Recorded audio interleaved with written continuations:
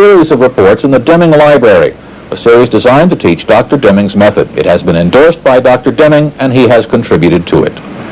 He taught us a thing or two. Yes, he did. I'm Lloyd Dobbins, and he's Punk the Penguin. After all, if this is about our problems in the world market, my colleague might just as well be from Australia, half a world away. Too right, mate. Dr. Deming will be joined in this report and some others by Professor Robert Reich, the Harvard economist. The two men are visionaries, a word that Punk and I don't toss around lightly. Don't say it very often either. Throughout most of history, many people thought the Earth was flat, and if you sailed to the edge, you fell off. Then two Renaissance visionaries, Copernicus and Galileo, theorized that the Earth wasn't flat at all, but round. That being possible, Galileo and Copernicus went on to suggest that the sun did not revolve around the Earth, but that the Earth revolved around the sun. The horizon remained as far away as it ever was, and the sun still came up in the same place. But the new knowledge sparked a sense of curiosity, and that in turn led to exploration and experimentation, and ultimately to modern life. Now, modern life, especially modern economic life, is changing, and Dr. Deming and Professor Reich are helping to change it. After World War II, when Japan's industrial base was a pile of rubble, Dr. Deming helped to reshape it, not to rebuild it as it had been before the war, but to do something different, to match his vision of the new economic age. Japan changed. So did American business and industry, but in an entirely different way. Top managers became obsessed with finance, with quarterly profit and loss reports. What happened to the company's share price on Wall Street became far more important than what happened to the company product on the shop floor. By 1980, when I reported the NBC white paper, "If Japan can, why can't we?" American productivity was going down the tube. We were losing to the Japanese, and we still are. Dr. Deming, who was by then a national hero in Japan, knew what the problem was in the United States. I think that people here expect miracles. American management thinks that they can just copy from Japan, but they don't know what to copy. In that program, we showed examples of American plants that worked, and worked well, but there weren't that many of them. So this is the way I close that report. Unless we solve the problem of productivity, our children will be the first generation in the history of the United States to live worse than their parents. I'm Lloyd Dobbins, NBC News. That conclusion is still valid, but there is one important change. Your weight, mate. No, and not my age either. But in the years since then, we have learned from Dr. Deming's method of continuous improvement that productivity by itself is not the key. No one can be helped by turning out more and more of a trashy product. The secret is to turn out more and more of an ever-improving product. So the key is quality. Exactly. The key is quality, but quality based on a profound knowledge by management of what they are doing and why.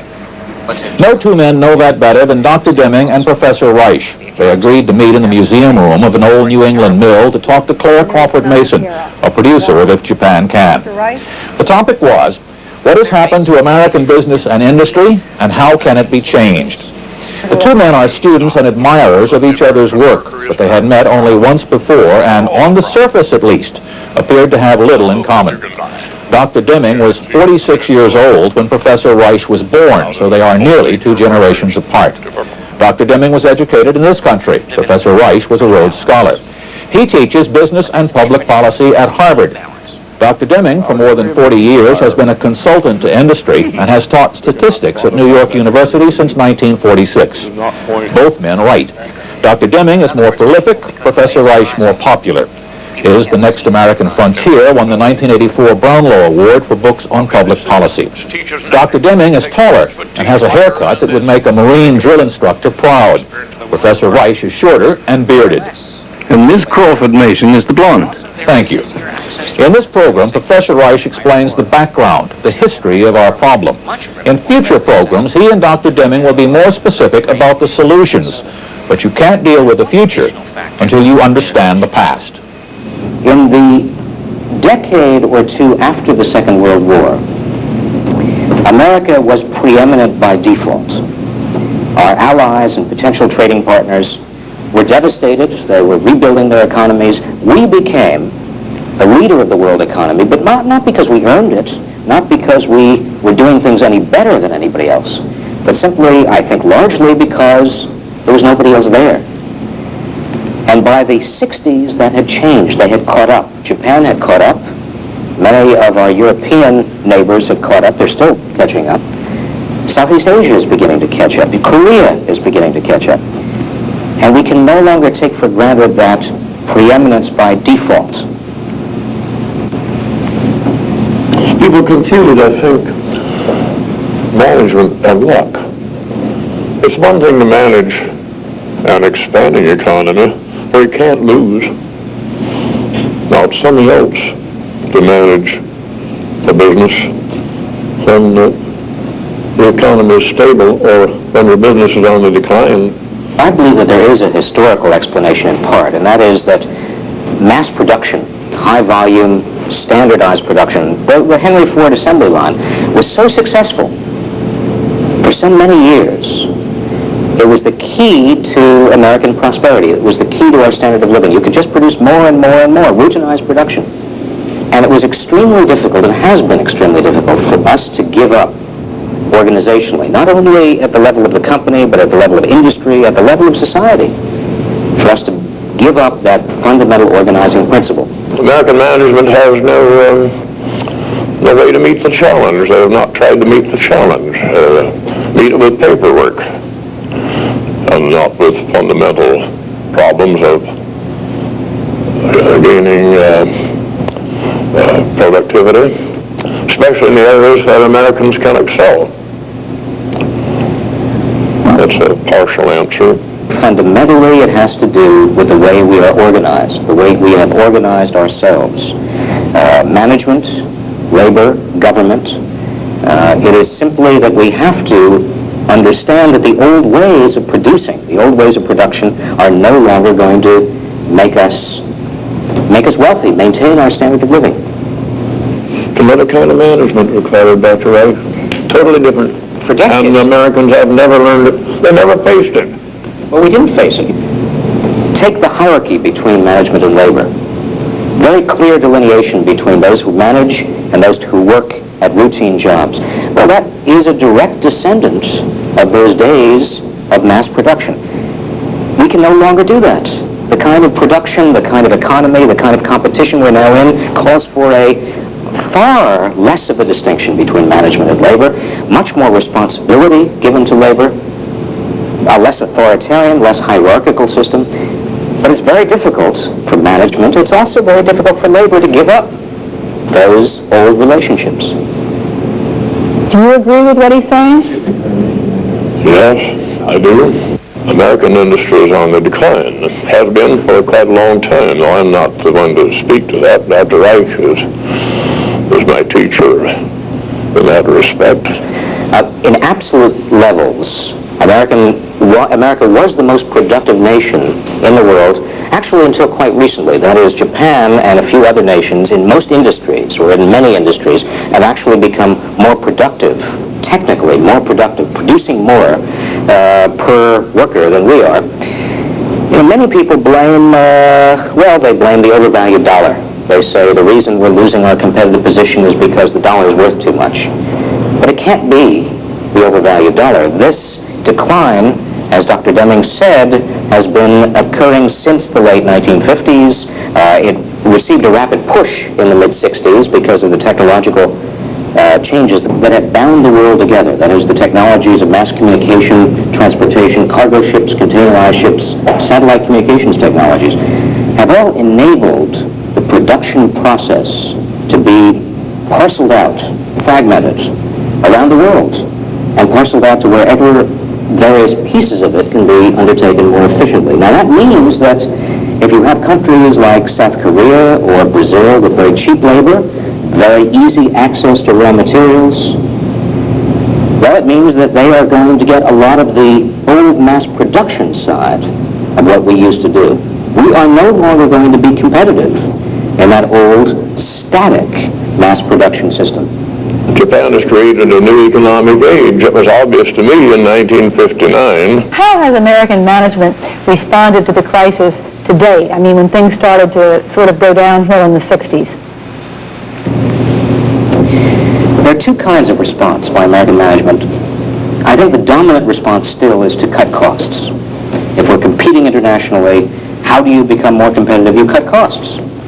By turning people out. By turning people out, by, if necessary, abrogating labor contracts, going bankrupt, by moving segments of your production offshore or to lower wage jurisdictions, by developing stricter accounting controls, cost controls, by setting employees against one another in terms of the kind of techniques we were talking about before. There are a lot of ways to reduce costs, but that is not going to enhance our standard of living, because our standard of living is based on improving the quality of our work and our skills, our skill bases, the value of what we do. And that entails a completely different set of goals and relationships. If they responded that way in the late 60s, how are they still responding that way? It didn't work. Are they still responding that way today? Unfortunately, it's fair to say that many managers are still dominated by this desire to reduce costs, to improve the bottom line by reducing costs. Reduce costs, reduce costs. Some companies, some managers, indeed, are worried about improvements in product and process, retraining employees, creating community. But I'd say that that is not the rule. That is not the rule yet. How do you change managerial attitudes in the United States of America? Dr. Deming, how do you change managerial attitudes in the United States of America? Somebody will have to provide incentive toward education so that they know what their job is. How could they know? And somebody will have to bring people together for education, and it will not be a one-day session either. Well, how can education and retraining help?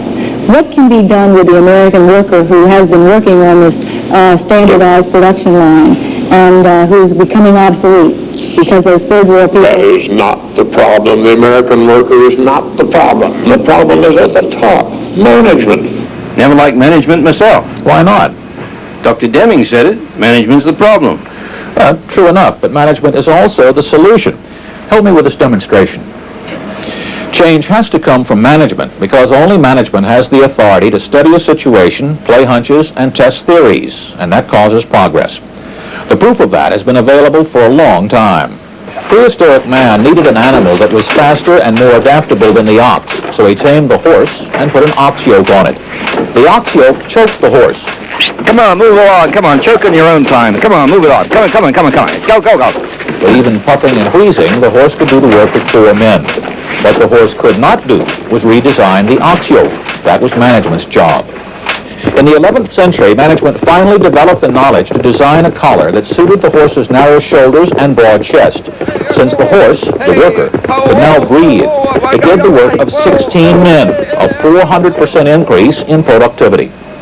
In a sense, the old Henry Ford high-volume standard production line is choking American workers, just as certainly as the ox yoke choked the horse.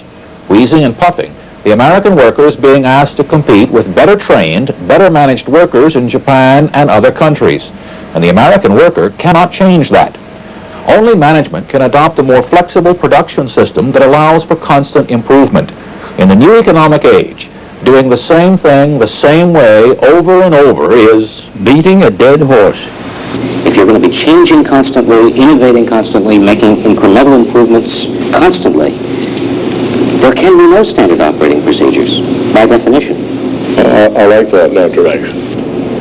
A related issue is innovation. We hear a lot about innovation, but many managers tend to regard innovation as the big breakthrough, the big, sudden, new concept, the big invention. Actually, the most important form of innovation is those small, incremental improvements in product and process, in applications, in anticipating what the market needs, those very small ones that happen every day. And if those are not happening every day, if there's not that constant process of small-scale improvement at all levels, then you are simply back to standardized production. But you see, innovation, which requires knowledge, training, which would be required to produce anything different, or even the same as we're producing today, does not show up on the balance sheet. There's nothing to show for it. What have you to show for it? Well, the accounting systems we have are a direct legacy of the era of mass production. The accounting systems we have are quite good at showing how you're doing if you're only worried about how much you're producing today relative to how much you were producing yesterday for the same cost. The accounting systems we have today are terrible at giving you information about improvements, constant small-scale improvements in quality, in innovation, in product, in process, in new applications. They simply cannot measure it. But the most important figures are unknown and unknowable. The assets in the form of training, better training.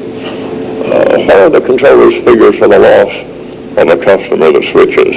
Where are those figures? He doesn't have them. Or the loss of an experienced employee who has a lot of knowledge in his head. He has it not. Why did you lose it? Bad business practices. Mobility management, one of the curses of industry, Western industry, moving around. The average chief executive officer I saw in a recent survey is in place for 2.5 years. 2.5 years. Absolutely no chance of learning anything about the company. Sure, it brings something of value, but the loss is a negative. It's negative. Negative. So it's a bit of gain, but bringing knowledge into a company acquired from other places. You know, Doctor, I worry sometimes that it's easy for us to blame management. But management is responding to a stock market, to takeover artists, to a system of moving in and out of large issues very, very rapidly.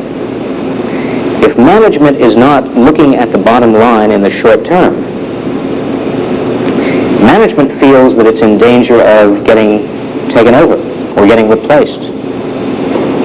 How do we deal with the fundamental problem that our stock market system is impatient? Our capitalist system is impatient. It's looking at very, very narrow indicators of performance.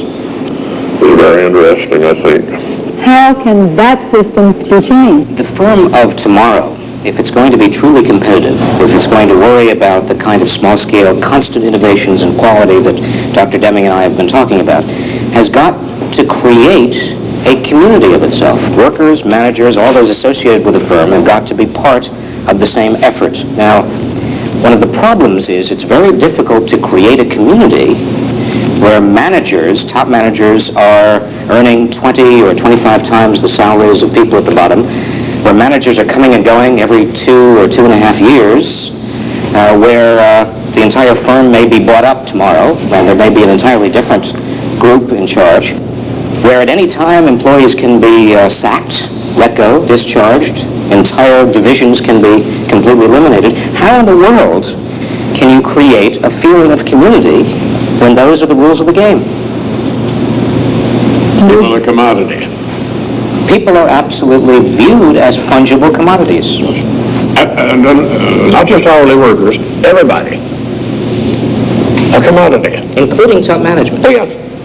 See, I think Dr. Deming and I, Claire, have been, without knowing it for many years, really talking about exactly the same thing. Dr. Deming has been focusing on companies and groups of companies. I've been focusing on the government-business-labor relationship in the country as a whole. But the basic themes are the same. The themes are looking at the economy as a system, the small economy of a firm, the large economy of the nation, worrying about how we can engender more collaboration, worrying about how people can take leadership and look at the long term and take responsibility for the long term. Those are problems that we have to live with. I think one of the interesting issues is whether competition, particularly Japanese competition, is going to force the issue eventually. Is it going to force American managers, American labor, Americans generally, to re-examine our premises? Dr. Rice, my answer is no. You cannot force it. It must be voluntary. It's already here. We're in a crisis. Crisis is one of those words we tend to ignore because it has been used so often and so loosely. Everything nowadays is a crisis. Neither Dr. Deming nor Professor Reich do that. They are precise in what they say and in what they mean. And like most visionaries, they can be uncompromising and demanding. Bit of a pain in the old... People who look at things differently and see the solutions earlier tend to antagonize the rest of us. Right, bit of a pain in the old... Dr. Deming saw the new economic age in 1959, and Professor Rice saw the same thing in the late 60s. They both now see the same solutions, and that's with an S, plural. Claire asked about them. One has to distinguish, Claire, between what might be considered to be techniques and attitudes. In terms of techniques, there's no secret. I mean, you can move. We've talked about them. We've talked about employee stock options or profit sharing. Another possibility is providing more job security, changing management assumptions about why the corporation exists by, for example, changing the securities laws, making it more difficult for companies to take over one another. Changing the tax laws, increasing savings. If you want to get macro, if you want to look at the entire economy, changing the antitrust laws, enabling companies to get together more easily. You can come up with lists and lists and lists of possible techniques. But what Dr. Deming and I are talking about is changes in attitudes about what we are trying to do. And there, it's much, much more subtle. What are we trying to do? Are we trying to make a great deal of money in a short amount of time by rearranging assets, by shipping jobs overseas, by manipulating, by rating employees yearly, and creating a climate in which they applaud one another, again, providing short-term profits? Or are we concerned about the standard of living of the United States, maintaining and enhancing over the long term our standard of living? If we're concerned about the latter, everything else follows.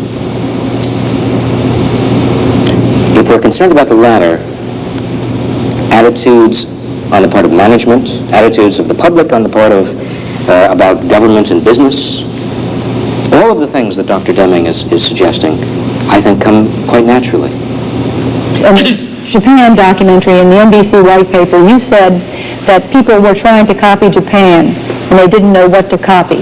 Now, what is wrong with copying? You cannot copy. You have to learn why something works and then try to improve it. The Americans are great copiers.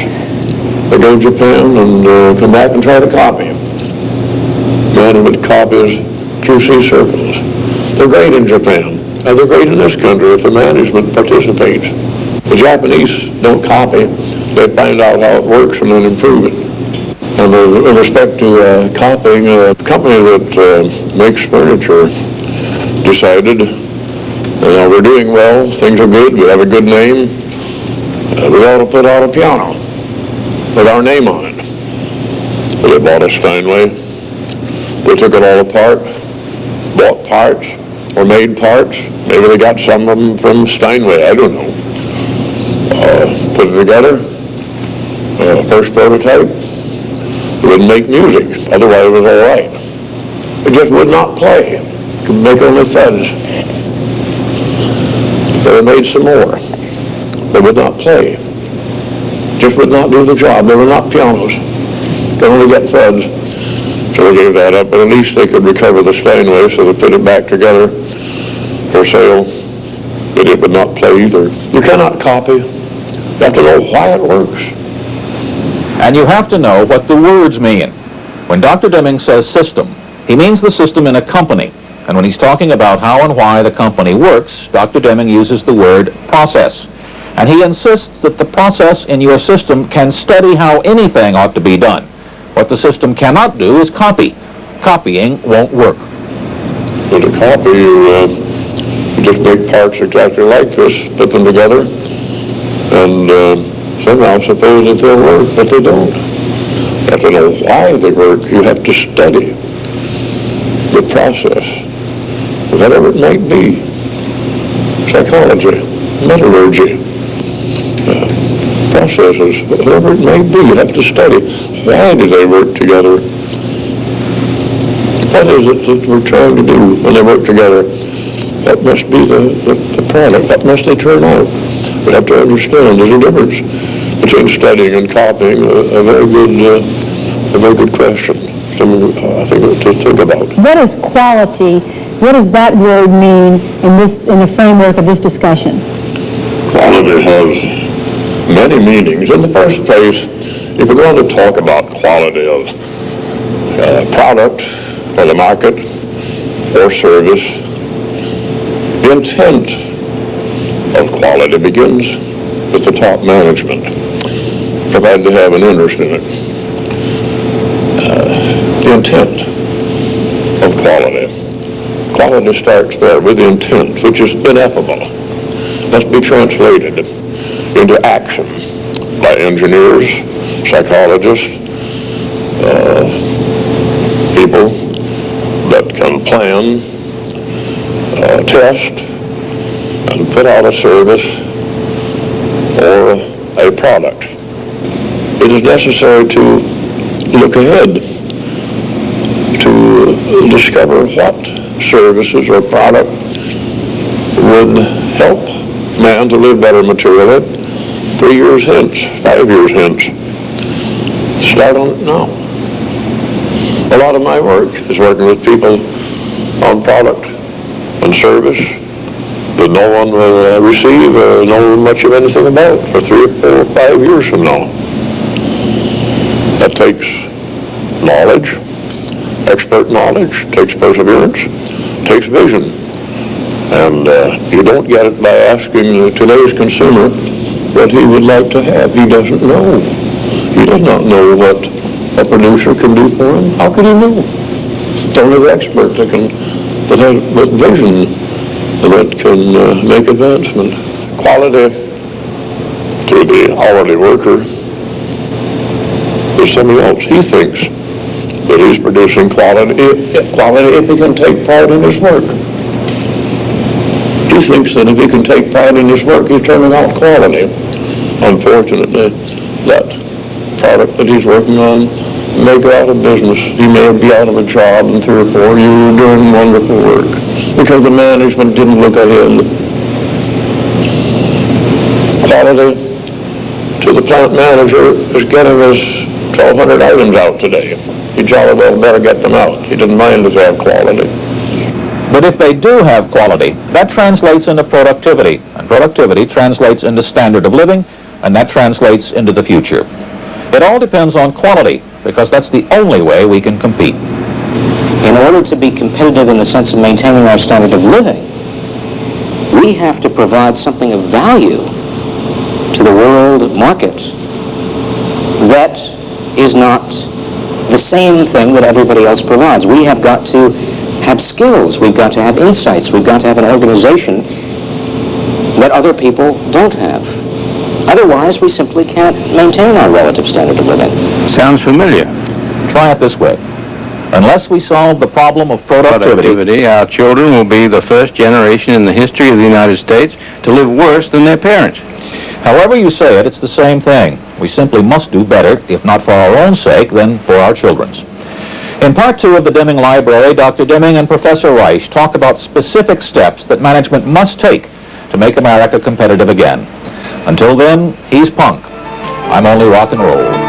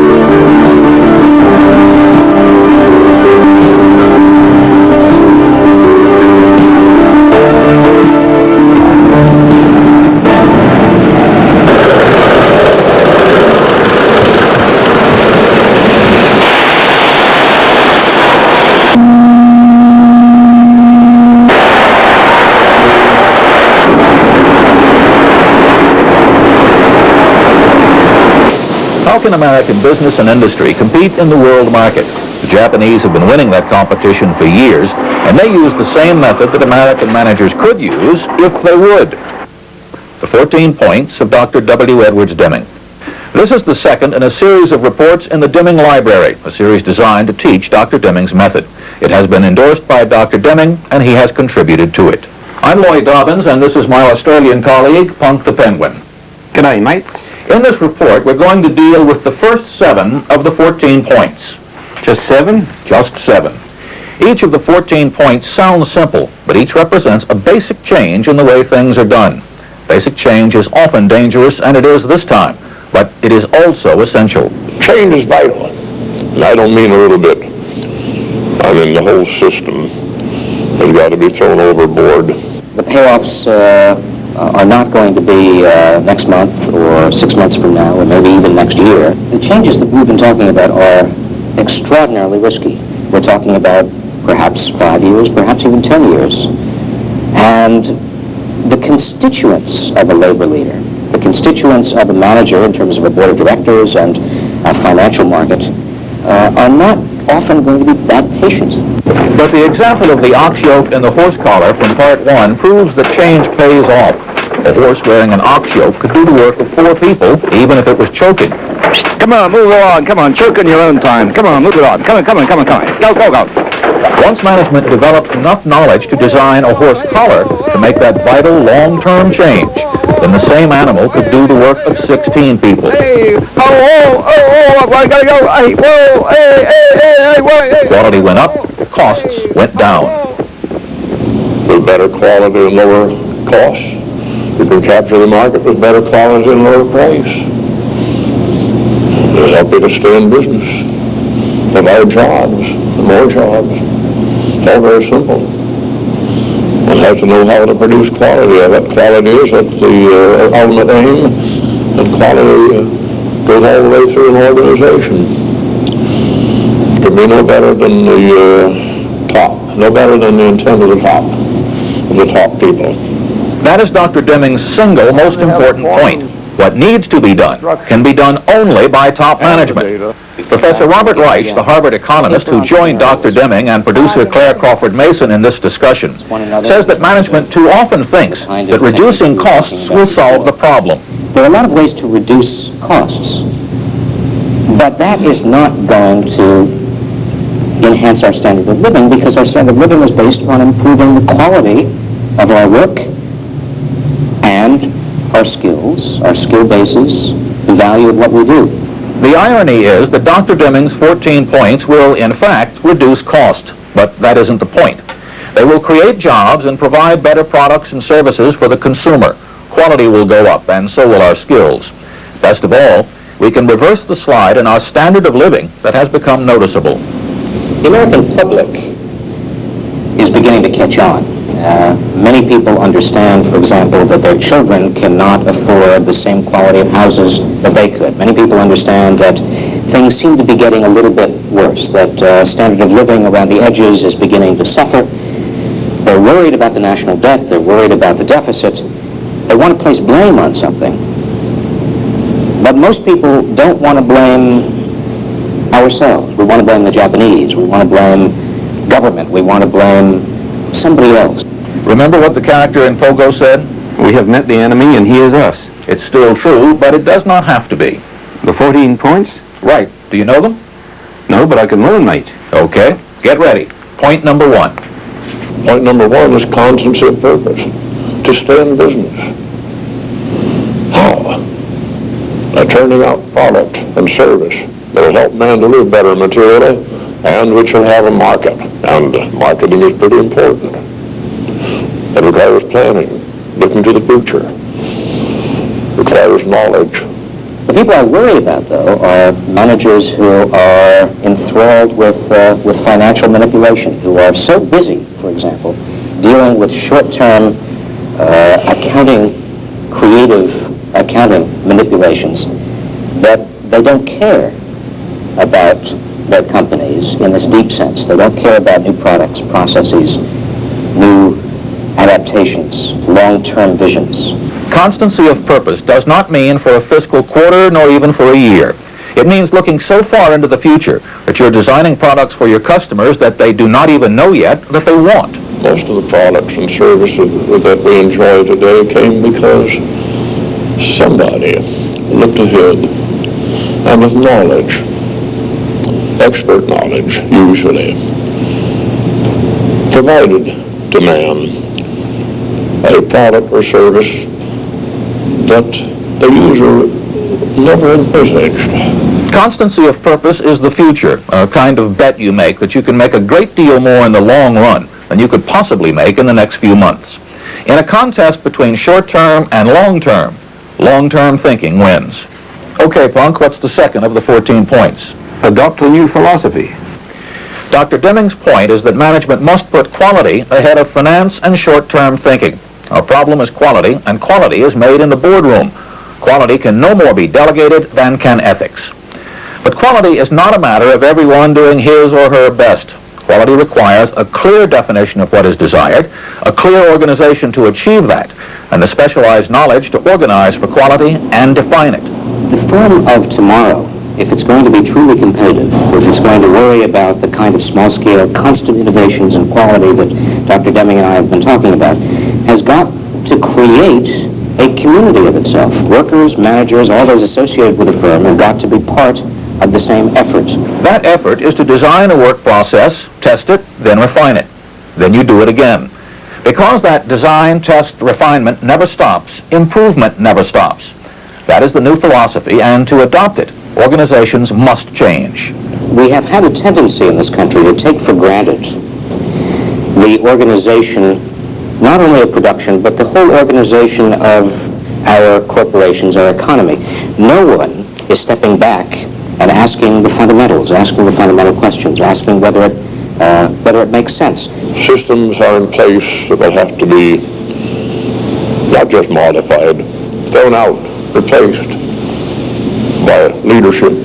Something else has to be thrown out, and for many industries, this one will be hard to do. What are we getting rid of, Punk? Wholesale dependence on inspection. Number three, I think it's trivial, cease dependence on mass inspection. Just suppose that all you'd have to do is turn something out, inspect it, correct it, put it back in the furnace if you need to. Those days are over. You never were right. That raises costs, puts us out of business. For years, the American idea of quality has been to have inspectors at the end of the product line, checking part or all of what's been manufactured. The supposition was that the more inspectors there were, the more items they inspected, the higher the quality. Companies even advertised how rigorous they were in their inspections. It sounds right, but it is entirely wrong. Suppose that every morning you made your toast, burned it, inspected it, then scraped it off. You now have American quality toast. Now suppose one morning you simply adjusted the toaster and made your toast correctly in the first place. You now have Japanese quality toast. Less cost, more quality. The problem is that in most industries, the worker can only scrape the toast. He cannot adjust the toaster because buying supplies and adjusting equipment is a management responsibility.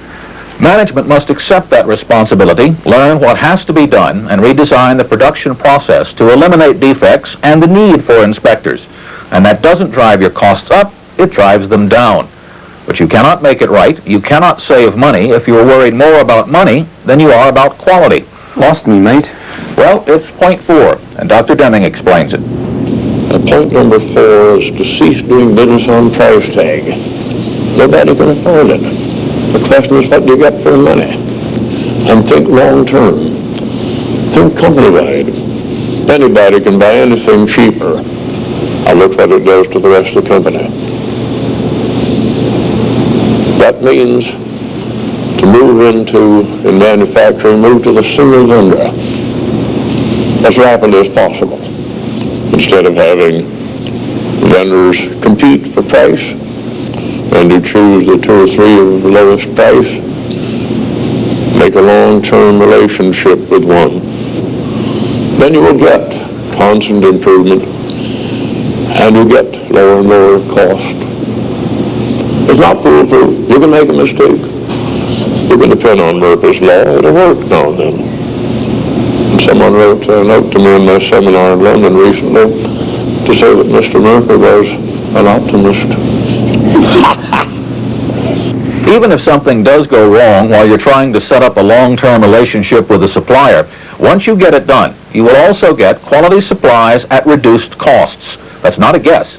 It's the reason major Japanese manufacturers are so closely allied with their suppliers. If Murphy turns out to be an optimist, well, you keep trying until you get it right. That, too, is long-term. Besides, you'll need quality supplies for the 5th of the 14 points. Point number 5 is continual improvement of processes. Finding what's wrong is not improvement of the process. If there were a fire here in this building, and somehow we put it out, that did not improve the building. That's not improvement. That's putting out fires. It's very important to understand the difference between putting out fires, plugging leaks, and improvement of processes. One company I asked, what do you do about this problem? But we run it down to the bitter end, and even if we have to go to Brazil to find what happened there, we find it out. It sounds great. That's a path toward destruction because they're not studying the system. They're managing outcomes, managing defects, instead of looking at the system that produced the defects. Point 5 sounds like point 3. Well, yes, in a way it does. Each of Dr. Deming's 14 points is implicit in all the others. The way not to depend on mass inspection, point 3, is to continually improve the process, point 5. To do that, you'll need quality supplies, point 4. If finding a quality supplier takes time, well, remember point 1, constancy of purpose. And also, remember to adopt the new philosophy, which just happens to be point 2. No one of Dr. Deming's points stands alone, nor did he intend that one should. The 14 points are one philosophy, an original way of looking at business and industry or anything else. But for our purposes, the 14 points are the body of knowledge that management needs to cure America's economic problems. And they have to be learned because no one is born with that kind of knowledge. Point 6, training and retraining. Point number 6 is training and retraining of management and the people. It's no good to tell somebody to do something when he does not understand why. You could not even, you could tell me to wash that table. I would not know what to do if you don't tell me why, what you're going to use it for. You're going to eat off of it, it's clean enough now. You're going to use it for some chemical purposes, not at all. Dr. Deming's point is that not only must the workforce be trained to do the job, it must know what the job is and why it is being done. To put it another way, true leadership is not a matter of giving orders, but of giving explanations. Dr. Deming believes that the American workforce is the best in the world, the best educated, the most creative, but it must be led, not driven. Professor Rice says it's a matter of recognizing the worker's value. Your most precious possession is not your financial assets. Your most precious possession is the people you have working there, what they carry around in their heads, and their ability to work together. Dr. Deming says the best way to get workers to work together is to explain specifically what each person's job and responsibility is, then to divide the work into specific steps. Each person treats the next person along the line as the customer, who must be satisfied. Everybody as a customer in any organization, be it a laundry, bank, newspaper, manufacturing, education, no matter what. To do my work, I need to know who's going to use it, whom am I working for. In an organization, who's my customer, why am I here, what am I doing? And the customer, the next stage, must work with the preceding stage. Somebody put it so well, an anonymous contribution in one of my seminars. This I can do for you. Here's what you could do for me. Isn't that nice? When work is organized that way, it's easy to see that two basic beliefs of American management are simply wrong. Blaming the worker, right? In a way. The first belief is that if everyone did the job and worked hard, you'd get quality. But if the process is wrong, all the hard work in the world can't make quality. Make sweat. The second belief is that if workers would pay attention and not make mistakes, all our problems would be solved. Won't work. Well, when Dr. Deming is asked about that, he asked people how they think Continental Illinois Bank got into trouble. Do you think that happened because of mistakes in tellers? Mistakes in calculating interest on penalties and loans? Do you think so? Does anybody think so? From operations? Nonsense. Those things are attributable to management. In fact, Dr. Deming says only 6% of the problems in industry can be traced to the workers. 94% are caused either by management or by the system. And since only management can redesign the system, only management can be blamed if it's wrong. Justice. Well, it's not exactly fair. Just as the workforce has to be trained, so does management. Leadership has to be better. Point number 7 is improvement of leadership, which we commonly call supervision. I think that it should be called leadership. Leading people to help them to do a better job, be it in management or on the factory floor. Supervision should be replaced by leadership. There's no secret, once again, about what leadership is. What leadership must do is to help people. A leader is someone who steps back from the entire system and tries to build a more collaborative, more innovative system that will last over the long term. It helps his people. It helps them to be consistent, so the differences between them disappear. I suspect that if we do get leadership, and the kind of leadership that Dr. Deming is talking about, we will see things like a more collaborative workforce, less of a distinction between management of labor. There is a distinction now. Under the American management system, managers manage and workers work and supervisors supervise. But Dr. Deming says that he's found supervisors that don't understand how the system works and haven't a clue what the people under them are supposed to be doing. That puts the worker in an all but impossible position. They just come in and learn from the co-workers what it is. They learn what's right and they learn what's wrong, and nobody knows, and there's no one to help. No one to help. Seems incredible. Those words are correct. Almost nowhere is there any training by someone that knows. I didn't mention it, but supervisors, so-called supervisors, for the most part today, that job is an entry position for college boys and girls. They come in, one place 6 months, another place 6 months.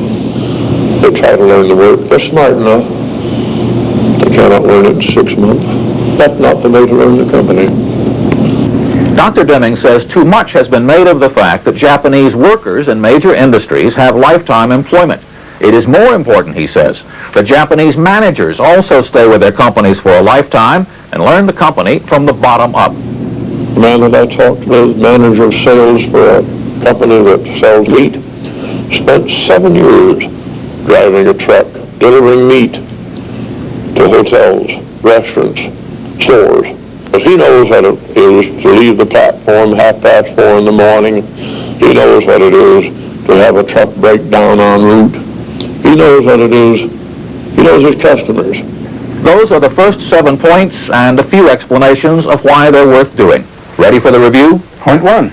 Constancy of purpose. We are either in the world competition for the long haul or we are not in the competition. Short term just won't do. Point 2. Adopt the new philosophy. We are all in this together. No one, no union, no company can survive on its own. We will all do what has to be done together or we won't do it at all. Point 3. Cease dependence on mass inspection. If you have to separate the good from the bad, you're driving quality down and the price up. That won't do. I like point 4. Why? Well, in a way, it says it's not how big you are, it's how good you are. You're right. Point 4 is cease doing business on price tag alone. It isn't how much it costs, it's how much it's worth. Point 5. Continual improvement of processes. The job is never over. What's good enough today is not good enough tomorrow. Nothing is static in life. It either gets better or it gets worse. Point 6 and 7 are alike. Yes, they are. Point 6 and 7 say that the workforce has to understand what the job is and be trained to do it. And the supervisors have to understand what the job is and how to help people do it better. You remember point 2? We're all in this together. Those are the first 7 of Dr. Deming's 14 points. In our next report, we'll cover the second 7.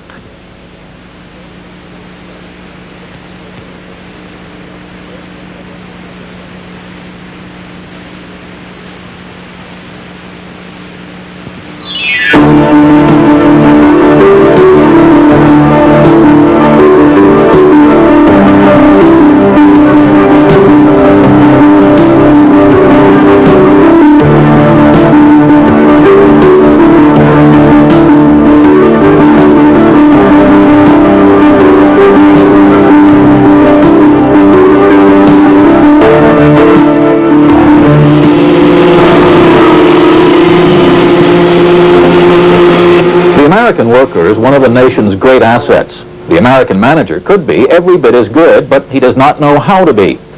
The key to success in the world market today is quality, but that is not what the American manager has been taught. In a conversation arranged by producer Claire Crawford Mason, Dr. W. Edwards Deming and Professor Robert Reich talked about American business school theory, short-term thinking. Well, one symptom of this, for example, is what I call paper entrepreneurialism. That is, the almost obsessive desire of many managers to show improvements in the bottom line year after year by finagling, by creative accounting, by takeovers, mergers, acquisitions, speculation in land, speculation in foreign currencies, leverage buyouts. There is a constant stream. I mean, look at the financial pages of any American newspaper. That's all you see. School of Business are teaching exactly what should not be done, responding, as you said, to the demand of finance, accounting, creative accounting. They responded to the demand and are doing it very well. Education, but don't look to the School of Business to do it. I'm Lloyd Dobbins, and this is my colleague, Punk the Penguin. G'day, mate. This is the 3rd report from the Deming Library, a series designed to teach Dr. Deming's method. It has been endorsed by Dr. Deming, and he has contributed to it. Checks every word we say. Indeed he does. In this 3rd report, we deal with the second 7 of Dr. Deming's 14 points. The 14 points are what American management needs to know to ensure quality production. As I said before, each of the 14 sounds simple, but each represents a change in the way things are done. Basic change is often dangerous, which leads directly to point 8. Drive out fear. People are afraid.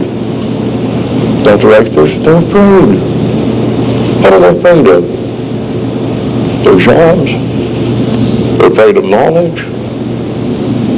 Afraid of knowledge in their own company. Afraid to bring in knowledge. Because it might bring about change. And change, where would that lead me? I might not be able to learn. It might leave me in a worse position. Maybe the company go out of business. It's paid his annual rating. Will not recommend him for a raise. Fear is pervasive in business and industry, and any attempt to make things better will often make fear worse, at least in the beginning. The only way to get rid of fear is to give everyone in the company, top to bottom, a sense of security. That cannot be done with words. The firm of tomorrow, as Professor Reich has said, will have to create a community of itself, everyone working together in a single effort. To do that, everyone must feel secure enough to point out problems and suggest improvements. As Dr. Deming says, the so-called merit system, or annual appraisal of people, feeds fear and must be replaced with leadership and better methods for the management of people. Incidentally, as you consider the 14 points, you'll notice that driving out fear is part of at least 8 of them. Certainly driving out fear is essential to point 9. Staff areas must work together. As it is, both staff areas in the company, purchasing, sales, manufacturing, personnel, finance, research, development, are independent kingdoms, each one trying to maximize his own profit. And anybody can do it at the destruction of the company. Sure, purchasing department can buy anything cheaper. And they are rated, Dr. Reich, in most cases, on savings over standard cost, over cost a year ago, not counting the destruction of quality that is thereby brought about, not cooperating with manufacturing and sales, enjoying the profit in his own kingdom. If his rating depends on that, can they blame him for doing it? Not a matter of blame. What will happen? Exactly what's happening. Destruction of the rest of the company. American senior managers sometimes argue that competition between divisions is good for everyone. But if you think about it, internal competition cannot possibly be good for everyone. Someone has to lose. Exactly. Someone has to lose.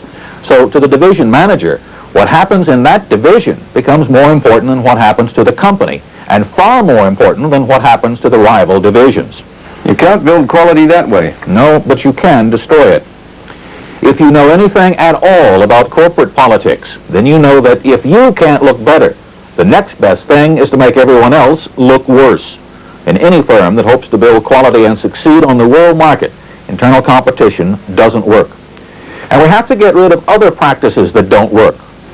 Get the word, heed the call, take the slogan off the wall. Point 10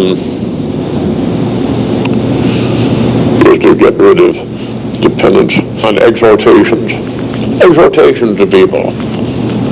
Quality. Wear buttons. Lectures on quality. Exhortations. Do it right the first time. Who can do it right the first time? And the stuff that he has to work on is already wrong. Then his equipment is out of order. And he does not understand the job. How can he do it right the first time? Sounds great. Nonsense. I'm asking people to do what they can't do. The coolest one that I've seen was this. Be a quality workman. Take pride in your work. Can you think of anything cooler when he cannot do it? Management will have to learn that those are wrong. A slogan on the wall that says, "Do it right the first time," is at best meaningless and probably harmful. If the production system has been organized for quality by a management that is knowledgeable, it will be done right the first time because there will be no other way to do it. So the slogan is meaningless. If the system hasn't been organized for quality, there is not one thing the worker can do about it, and some sign on the wall suggesting that it's all somehow his fault is only going to make him angry or frustrated. It is harmful to blame the worker because, as Dr. Deming is fond of saying, the worker is not the problem. The problem is at the top. Management. In fact, Dr. Deming says only 6% of the problems in industry can be traced to the workers. 94% are caused either by management or the system. And as only management can redesign the system, only management can be blamed if it's wrong. And one of the things that's wrong is numerical quotas. Point 11 is to eliminate them. Quality to the plant manager is getting his 1,200 items out today. He jolly well better get them out. He didn't mind if they had quality. That's perfectly all right, but numbers. Like slogans, numerical quotas do not produce quality. Well, you've got to make enough to sell. Yes, you do, but how many you make isn't the only problem. What's that mean? Well, suppose you made 100 widgets and 25 of them had to come back to be fixed. You'd have a problem. And less profit. The cost of caring more about numbers than you care about quality is enormous. As much as 25% of a factory's operating budget is spent finding and fixing mistakes. That money produces nothing. On the other hand, the system of continuous improvement yields greater production at lower cost. But the focus is not on how many you make. It's on how well you make them. What people need is leadership and help. Not just to be required to turn out so many. That will not bring improvement. That will not decrease cost. Remember that the object of Dr. Deming's 14 points is to create companies that can compete successfully in the world market, that can not only make a profit now, but that can grow, create jobs, and develop new and better products and services for the future. That will improve our standard of living. It will also improve our lives. The Deming method encourages people to think, to develop a better way, to take pride in what they do. It's one of the points. Point 12. Give people a chance to take pride in their work. If workers don't feel their contribution is significant, if they feel they're nothing more than so many ignored industrial cogs, one result is absenteeism. Women said to me, our work is so difficult when there are only 7 of us at our station. Requires 9 to do the work. While the other 2, I knew the answer, they stay home. But why are the 2 at home? Because we can't turn out good work. That's why. So they stay home. They don't feel important. Absenteeism is there because people don't feel important. Matter of leadership. Dr. Deming says that what has passed for leadership and good management has not been. He is particularly critical of the annual performance rating, a way of judging workers against each other in an attempt to get the best out of them. The result is precisely the opposite. You get the worst out of people. You don't get what you pay for. Devastating Western industry. And you reduce cooperation among them. Because if I'm being rated and you're being rated, why should I help you? Why should you help me? You don't mind helping me, but you don't want to do it if I get by mistake, the credit That's right. for what you contributed, and you're left with nothing, no advancement. The annual appraisal will have to be supplanted by leadership. The job of a leader is to help people. You must be able to know, by calculation or otherwise, who of these people is in need of individual attention. The most precious possession is not your financial assets. Your most precious possession is the people you have working there, what they carry around in their heads, and their ability to work together. Their ability to work together. Get rid of comparative annual ratings and give the workers the opportunity to take pride in their work rather than in their ratings. And that leads directly to the next point. Point 13, start a program of self-improvement. Point 13 is self-improvement, program of self-improvement, education.